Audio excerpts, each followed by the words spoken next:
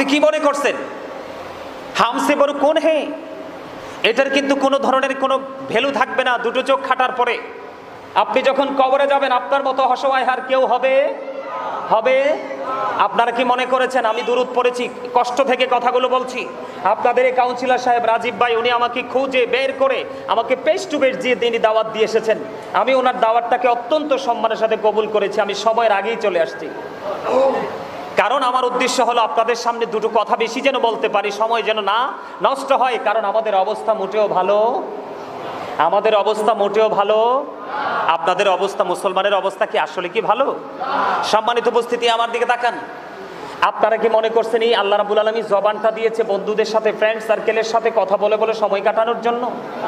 বন্ধুর বাড়িতে, বেয়াইয়ের বাড়িতে যে সুস্বাদু খাবার খাওয়ার জন্য কথা বলে না, অপ্রাসঙ্গিক অগ্রহণযোগ্য কথা বলার জন্য? নো, আল্লাহ রাব্বুল আলামিন আপনাকে আমাকে জবান দিয়েছে আল্লাহর কাজে নিয়োজিত রাখার জন্য। আল্লাহ রাব্বুল আলামিন বলেছেন remember me then I will remember you. আল্লাহ রাব্বুল আলামিন বলেছেন তোমরা আমাকে স্মরণ করো আমি তোমাদেরকে স্মরণ করব। জোরে জোরে সুবহানাল্লাহ। তাহলে আপনাকে আমাকে জবান দিয়েছে কিসের জন্য? জিকির করার জন্য। কিসের জন্য? কথা বলেন। বাংলাতে এটাকে বলা হয় স্মরণ, ইংলিশ এটাকে বলা হয় রিমেম্বার। জিকির মানে কি বুঝেন? সুবহানাল্লাহ বলাও জিকির, আলহামদুলিল্লাহ বলাও জিকির, আল্লাহু আকবার বলাও জিকির, লা ইলাহা ইল্লাল্লাহ বলাও জিকির। কাউকে সৎ কাজের জন্য ডাকা এটাও জিকির, কাউকে অসৎ কাজের জন্য বারণ করা এটাও জিকির, নামাজ পড়তেছেন এটাও জিকির। এখন যে জিকিরে মশগুল আপনি হয়েছেন সেই জিকিরটা অত্যন্ত চমৎকার একটা জিকিরের জলসা। আরো জোরে, আপনার জীবনে কি নবীর প্রয়োজন নেই? কথা বলে না। আপনার আমার জীবনে কি রাসূলের প্রয়োজন নেই? আছে। কম না বেশি?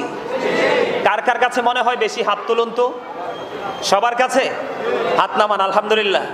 তো যদি নবীর প্রয়োজন বেশি হয়ে থাকে, আমি যে দুরূদ পড়লাম আপনাদের জবানটা তো চোখ দৃষ্টি অন্যদিকে ছিল কেন? সম্মানিত উপস্থিতি, আমার দিকে তাকান।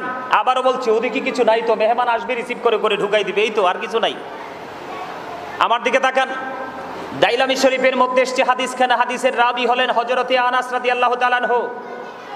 আমার রাসূল বলেছেন কেউ যদি রাসূলকে ভালোবেসে প্রতিদিন মাত্র 1000 বার যদি দরুদ পড়তে পারে, রাসূল বলেছেন সেই জান্নাত না দেখা পর্যন্ত তার মরণ হবে না। জোরে জোরে বলেন না সুবহানাল্লাহ।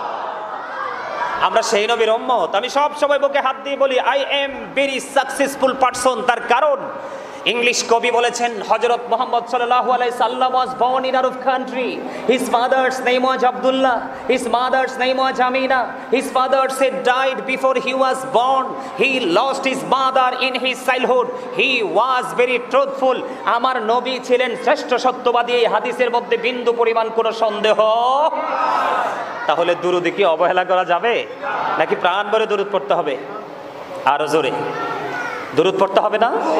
আপনার জীবনের অভাব অনটন দুঃখ কষ্ট যন্ত্রণা যা আছে সব কিছু আল্লাহ ধীরে ধীরে মিটিয়ে দিবে যদি আপনি সকাল টু সন্ধ্যা ফরজ ওয়াজিবের ফাঁসে ফাঁসে আপনার সব সময় আপনার কলবে যদি নবীর প্রেমের দুরূদ রাখতে পারেন।